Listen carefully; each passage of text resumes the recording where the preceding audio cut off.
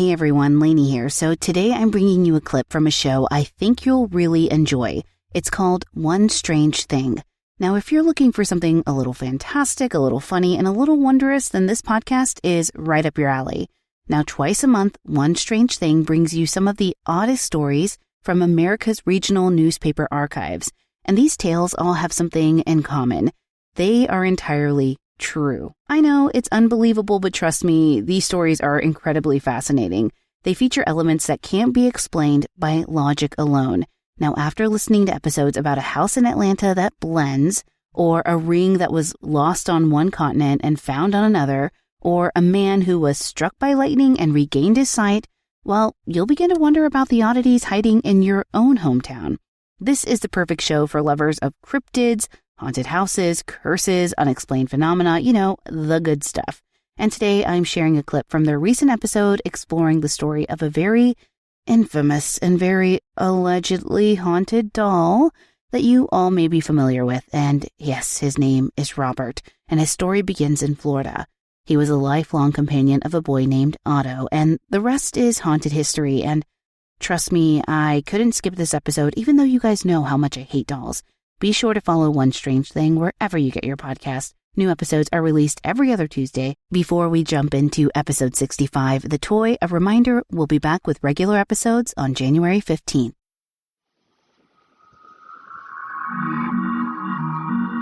I'm Laurah Norton, and this is One Strange Thing, the show where we search the nation's news archives for stories that can't quite be explained.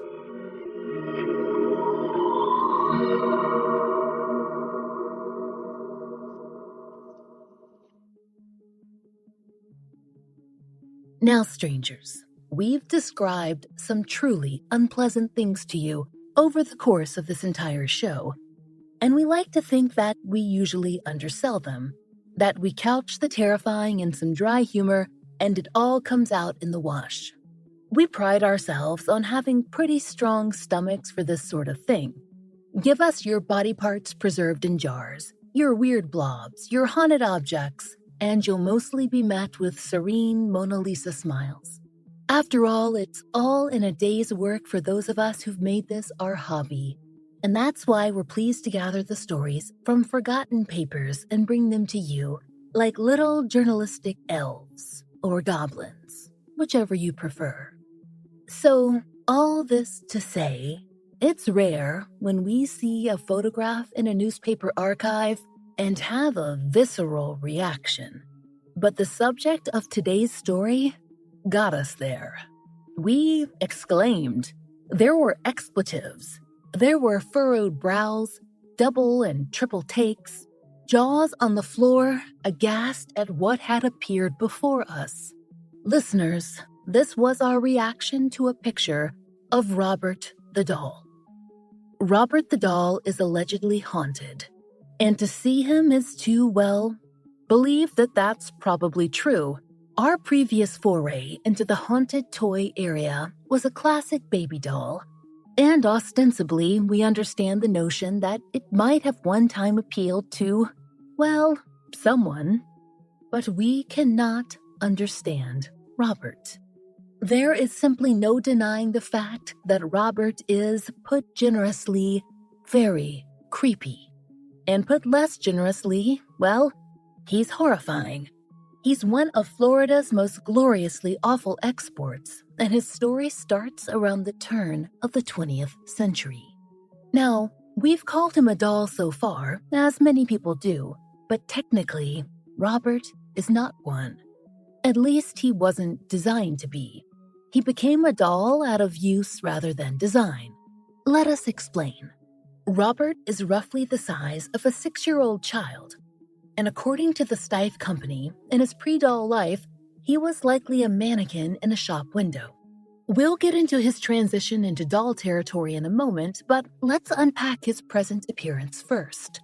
Because yes, unfortunately, Robert is still kicking, or sitting, whatever. Robert's body is made of foam and fabric, to which the decades have not been kind. His skin is yellowed like the paper of books at your grandparents' house. He's dressed in a sailor suit, white with pastel blue accents. He is stuffed with straw, and he remains somewhat floppy as a result. His face is the worst part. It's vaguely humanoid, but either has lost definition over the years or never had it to begin with. Imagine taking a lazy eraser to someone's features. Are you picturing that? Make it worse. So, the shape of his face is roughly an oval, with a slight raised part in the middle and 2 pink dots that allude to nostrils. His eyes are pitch black and perfectly round, made worse by tiny, painted-on eyebrows hovering above. His mouth bears only the suggestion of lips, but is now more a single, perfectly horizontal line. It is bulging slightly at the sides, in a move that's probably intended to evoke full childlike cheeks. Instead, it achieves the effect of, I'm holding a mouthful of bees and a horrible secret. Robert the doll also has hair. Oh, does he? It's short and blonde, peeking out from under his sailor cap. According to the record, Robert's hair is human. Hair from whom? Wouldn't we like to know? Or actually, maybe we wouldn't.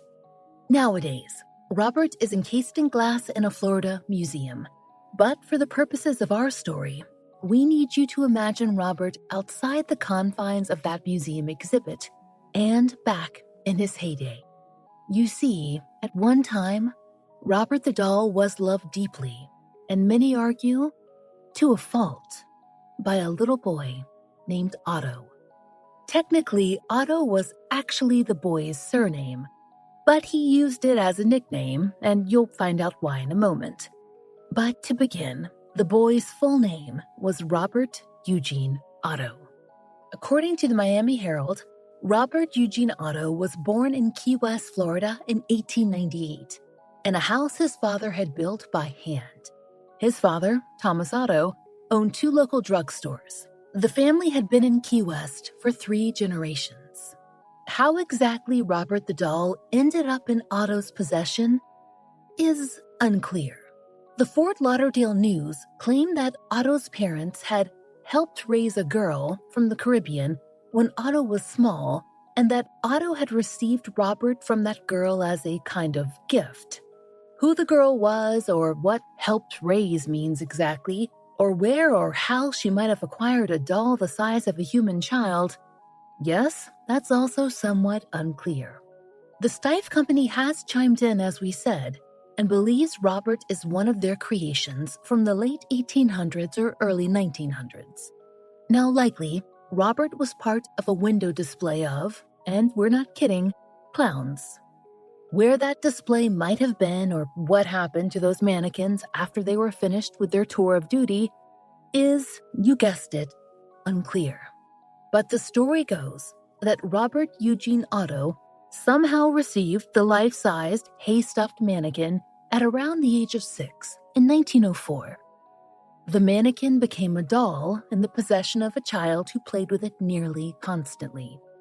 And then, the human boy Robert gave the doll his own first name. In turn, he started going by his middle name, or his last name, Otto, instead. That's quite a commitment, right? Right. If you thought this story was about to take a turn for the heartwarming, think again. Instead, it's going to be weird, because young Otto didn't just play with his new companion.